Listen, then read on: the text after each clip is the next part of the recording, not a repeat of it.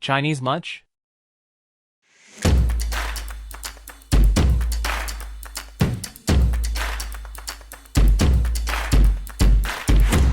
Hey guys, what's up? Your boy Al is here with episode 1 and 2 review of Hell's Paradise season 2, so let's jump into it.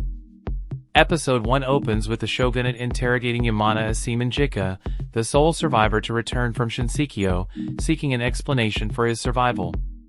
Jikka, however, shows little cooperation, treating their inquiry almost mockingly and offering only vague remarks about the island. Because of this, the shogunate decides to send Jikka back alongside another Yamada as seaman, Shujin, and a group of Iwagakure shinobi. While Jikka is reluctant to return, Shujin views the mission as his responsibility, determined to locate their missing comrades. Jikka had brought back a creature from the island as proof that no one should go there again, but the decision is made before he can present it. Unexpectedly, Shujin shows no fear of the monster, sensing from a distance that it is already dead. Not gonna lie, I think the shogun and his people are straight up dumb for ignoring hard facts right in front of them. You guys might say they are just selfish, but demanding a task that they know is impossible is stupidity rather than selfishness. Back on the island, Rien and the other Lord Tensen members are calmly training in Tao, showing no concern at all. Elsewhere, Sagiri, Yuzuriha, Nurugai, and Cheyenne change their clothes and discuss their next move. Yuzuriha secretly selects a plan that will allow her to leave the island with the greatest number of seamen, potentially reducing her punishment. Sagiri quickly sees through her intentions but doesn't object. Sagiri expresses her desire to reunite with Gabimaru, hoping he is still alive, and the group agrees to follow her plan in order to search for him. Correct me if I'm wrong, but it looks like the Tensens don't have powers to detect living things, and I always thought that they could for some reason. Also, I just realized that the island is heavily inspired by Chinese culture. At the same time, Gabimaru, who has lost most of his memories, travels with Tamiya, Mei, and Fuji as they climb a mountain toward Shinsekyo Castle, unaware that Sagiri's group is there. Suddenly, Chobei and his younger brother Toma confront them. Without any talk of cooperation, Chobei attacks Gabimaru on sight. Gabimaru snaps his neck and assumes the fight is over, but Chobei regenerates within seconds, confirming the rumors about immortal beings. A brutal fight follows, with Gabimaru tearing off Chobei's fingers, eyes, and other body parts using his hands and teeth. Each time, Chobei heals instantly, treating the attacks as little more than a nuisance. I hope there will be a better explanation of how and why Chobei avoided becoming the elixir of life, because I think season 1 didn't explain it clearly. Also, Gabimaru forgetting about Yui is strange, right? Then Chobei uses Tao to shatter the ground, triggering a tremor like a small earthquake. He then overwhelms Gabimaru, whose Tao is unstable due to his amnesia.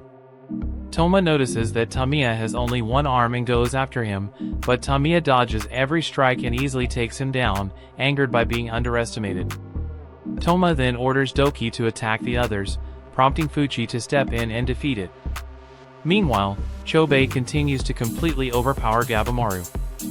I think most of you would agree with me if I say Studio Mappa is gonna repeat the thing they did in the first season, and treat this show poorly thanks to their other big projects. I mean, we all know this isn't the best they can do animation-wise. At the end we see Gabimaru pushes aside the doubts caused by his lost memories and fights at full strength. He sets himself ablaze, turning the battle around. Chobei is suddenly unable to keep up with Gabimaru's new techniques. Gabimaru claims that Chobei still wants to live, which puts him at a disadvantage against someone who has no fear of death. That realization, however, drives Chobei to go even further. Determined to protect his brother, he fully embraces his Tao. As the others notice what's happening, Chobei begins transforming into a red creature, resembling the island's monsters more than a human. This part once again shows how brutal Gabimaru's former mindset was, as he would literally do anything to complete his mission without any care. Anyways, let's jump into episode 2 now.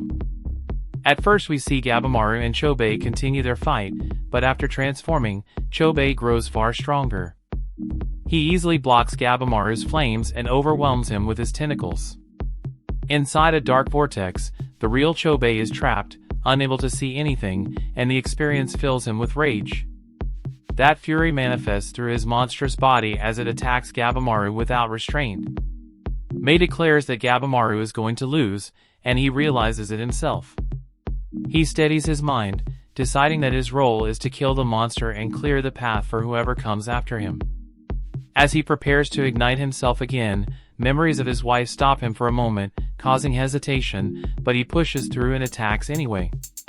Watching the rampage, Toma understands that the situation is his fault. He rushes toward his brother and is struck by Chobei, who can no longer tell ally from enemy. Toma endures it and apologizes for his weakness, which finally brings Chobei back to his senses, even though it is already too late. Isn't it safe to assume some of the Tensen lost their minds while learning Tao? I mean, Chobei is an immortal just like them now, and yet he lost his sanity, so I think the same has happened to some of the Tensen. We see Gabimaru prepare to kill both brothers, but Mei stops him by using her Tao. She opens a hole in the ground, and Chobei falls through it, telling Toma to wait for him. Mei then suddenly grows taller and older, leaving everyone confused.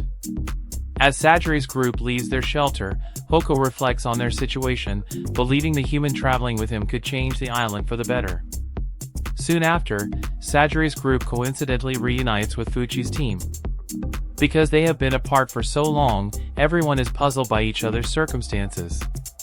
Fuchi learns that Senna has died and breaks down, remembering their time together. The group then talks about their current situation. They know they should avoid the castle, but Mei and Gabimaru are unable to walk. Shortly after, Gabimaru forces himself to stand despite his injuries. The real issue, however, is his Tao, which seems fractured, yet he insists he does not care if he dies. Sagiri finally realizes what is wrong, saying this is not the Gabimaru she knows, as the distortion in his Tao is affecting his memories. She adds that she will handle it herself. So yeah, obviously Sagiri would know how to handle Gabimaru, because she knows him the best here, and this again shows how their bond grew really strong in a short time. By the way, wasn't the Mei situation pretty funny? Next, Sagiri tries to get close to Gabimaru, admitting that he is an important ally, but he repeatedly pushes her hand away.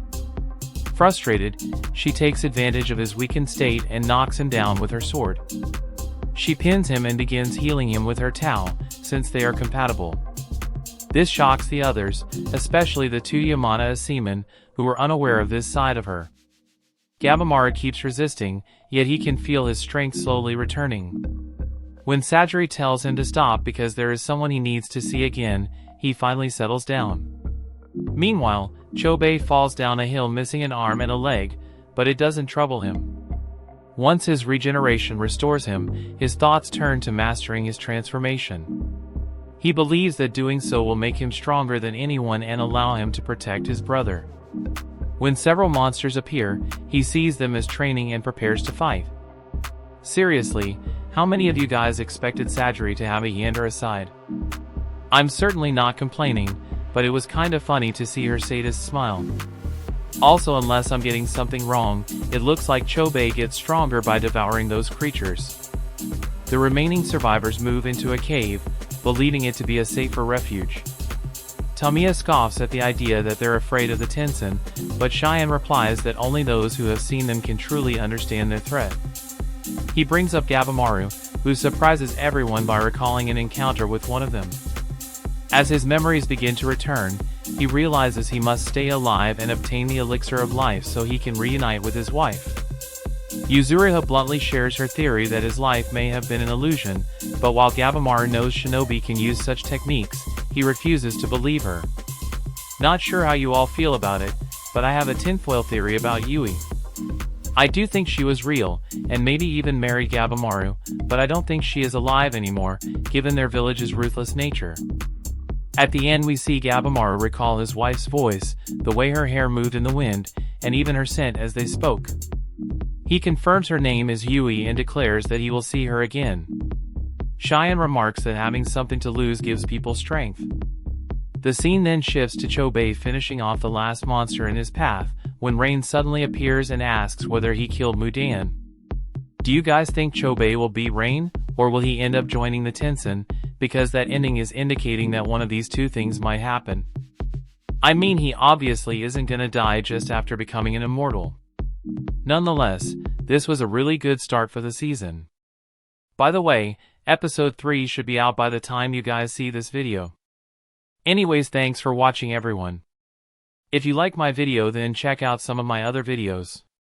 Also, don't forget to hit the like button and subscribe to my channel if you want to keep me motivated to make more videos, and you can also leave a comment if you want to say something, because it helps me fight the almighty YouTube algorithm. You can also follow me on Twitter and Instagram or check out my Facebook page, links are given in the description. Until then, see ya.